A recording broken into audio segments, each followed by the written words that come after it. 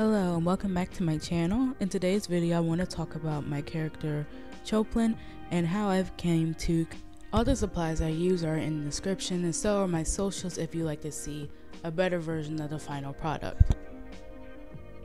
Right off the bat, I will say Choplin is one of my weirder characters I've created. It's because he exists in two of my stories, like basically two different timelines.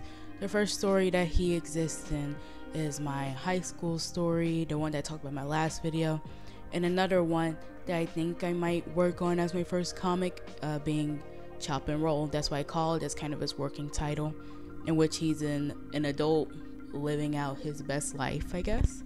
In the story that has to do with high school, Choplin would be one of the characters that you want to avoid while you're in that story universe. He is friends with two of the main characters, Thomas, a character who I haven't talked about but I have drawn a lot on this channel, and his twin sister Claire, the person I talked about in my last video. Currently, in the way that I have written that story is more like whenever one of the main characters get to a point in which they have to tell the story, that's how it goes. Like basically you're reading a novel based on three perspectives. So whenever Thomas or Claire talk about their point of view from the story, that's when you really get most of the information about Choplin, because he really doesn't appear often, but he's more like a looming figure in the story. He's important to it, but at the same time he's not really that useful to the story when he's first introduced.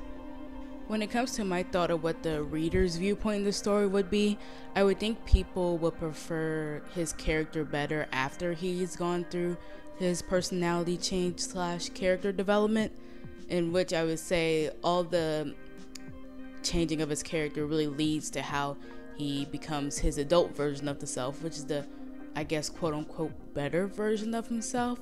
But if it wasn't for what he had gone through before in the high school story, he would never be able to get to the point where he is in the Chop and Roll story. In the adult storyline, which as you know I've called Chop and Roll, he's a fashion designer who is liked by all and known for being like the kindest celebrity in his town. The personality shift, I believe, comes from Choplin moving on from his hometown and taking on a new perspective of life.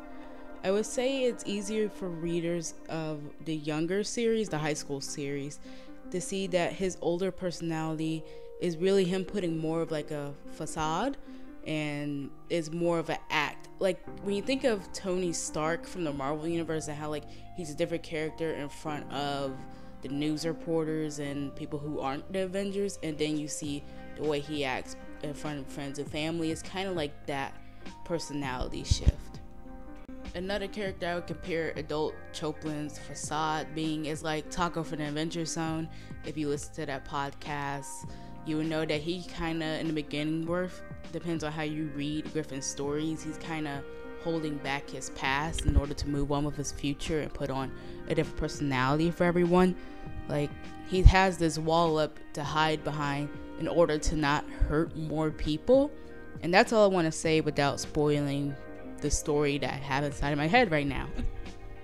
I think as I continue this series, the more I'll be able to focus on one story.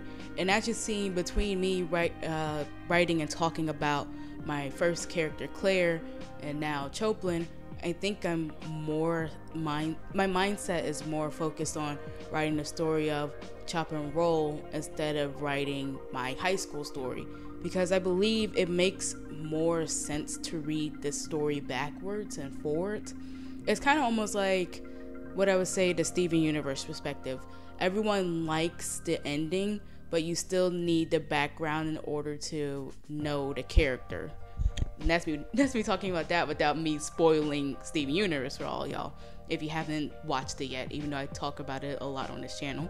You kind of have to think of my story as the same plot line as A Tale of Two Stands, that one Gravity Falls episode, in which you learn more about the characters' past the more you learn about how they act now.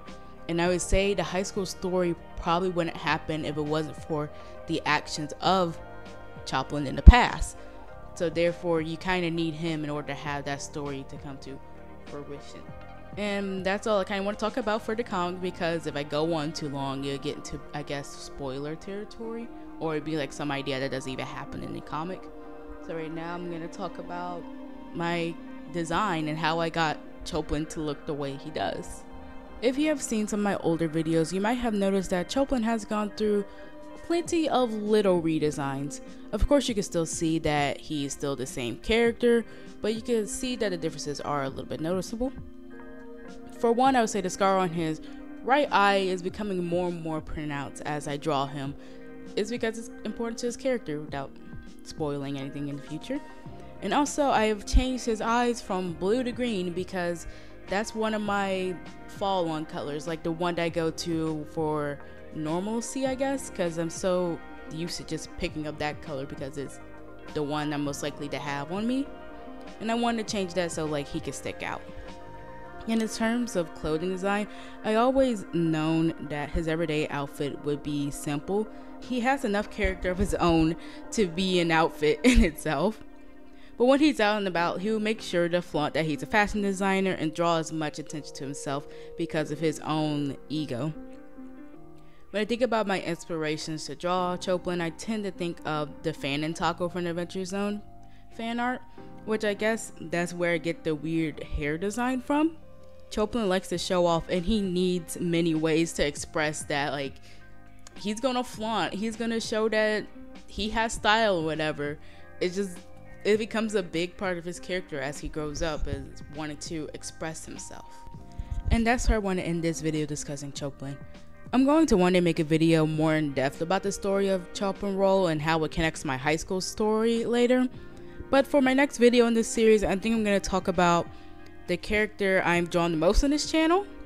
And until then, stay safe, and hope I'll see you in the next video, in which I talk about my character Thomas. Y'all have seen him a lot. No one has asked for him to be talked about, but I feel like it's important for me to flip-flop between characters from my high school story and my Choplin Role story in order for people to get a better idea of my story ideas. So stay safe. See y'all in the next video, and I hope y'all have a great day.